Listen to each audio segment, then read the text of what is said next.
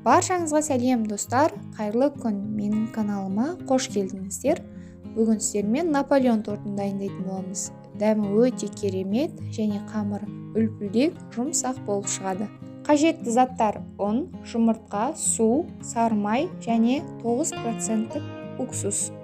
Сары майымызды ұнның үстіне салып, жақсылап үгітіп аламыз. Ұнды мен алдын ала ыдысымызға електен өткізіп қойдым. Сары майды қолмен немесе пышақтың көмегімен бөлік-бөліктерге бөліп үгітіп алсаңыздар болады. Ең бастысы песочный тестодағыдай емес, кішкене түйіршіктер болу керек, қатты ұсақ болып кетпеу керек сары майымыз. Дәл осы видеодағыдай жасап шықсаңыздар болады.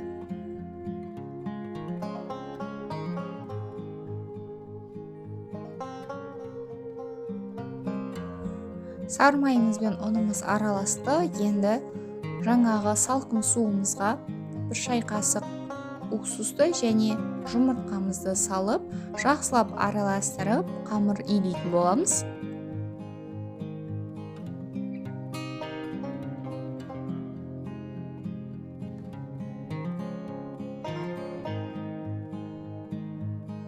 Осылай қамыр илеп аламыз.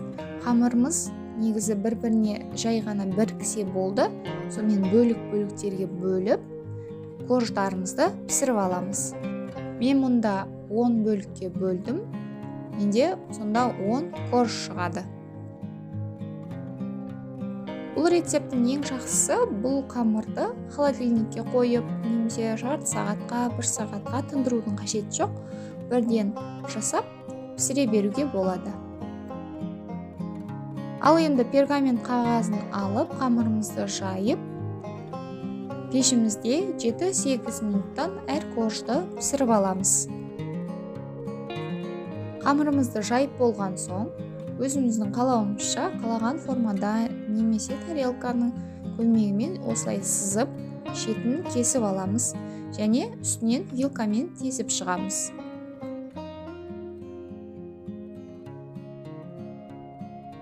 Ал қалған қамырларымызды дәл осылай жайып, бірден пісіріп аламыз. Қамырдың біраз бөлігін холодильникке салып қоямыз. Себебі қамырымыздың құрамында сары май көп болғандықтан бөлме температурасында жұмсақ песочный тесто болып кетуі мүмкін. Бізге өте қатпарлы тесто шығу керек. Сол үшін біразын холодильникке саламыз. 2-3 қамырды алып, бірден жайып, пісіріп аламыз. Міне корждарымыз дайын болып шықты. Негізі корждарға вилкамен басып шыққан дұрыс. Олай баспайтын болсаңыздар, дәл осындай қатты ісініп кетуі мүмкін. Ал енді кремін дайындаймыз. Салқын сливкеге қант қосамыз және қоюласқанша жақсылап миксерлейміз.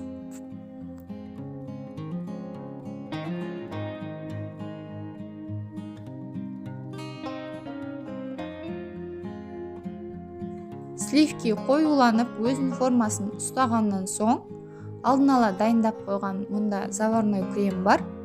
Осы креммен біріктіретін боламыз. Және мұнда қайнатпалы кремнің рецептін төменде описанияда ссылкасын қалдырамын. Менің YouTube каналымда бар, соған кіріп көрсеңіздер болады.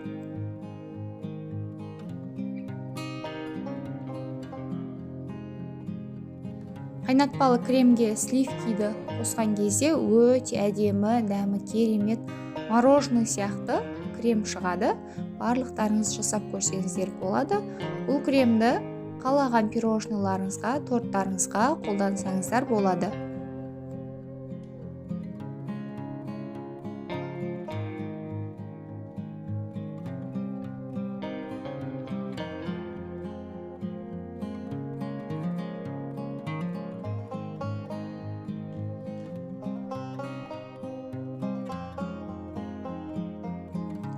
Креміміз міне дайын болды.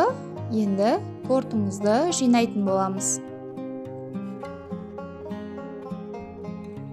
Тортты арнайы осындай кольцомен жинаған дұрыс, себебі бір қалыпты тегіс болып шығады.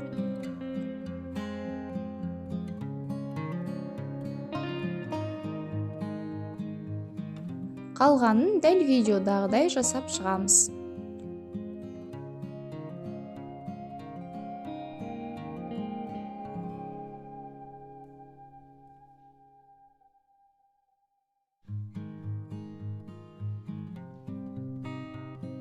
Тортты жинап болған соң 1 сағатқа холодильникке қойып қоямыз. Енді тортымызды қалған бөліктермен қамырдың әрлеп шығамыз бетін. Міне тортымыз дайын болды. Өте әдемі, жұмсақ, керемет болып шыққан дәмі. Осы рецептімен барлықтарыңыз жасап көрсеңіздер болады. Отбасыларыңыздың барлығы ұнататын, алғашқы жасағаннан ақ өте керемет болып шығатын рецепт.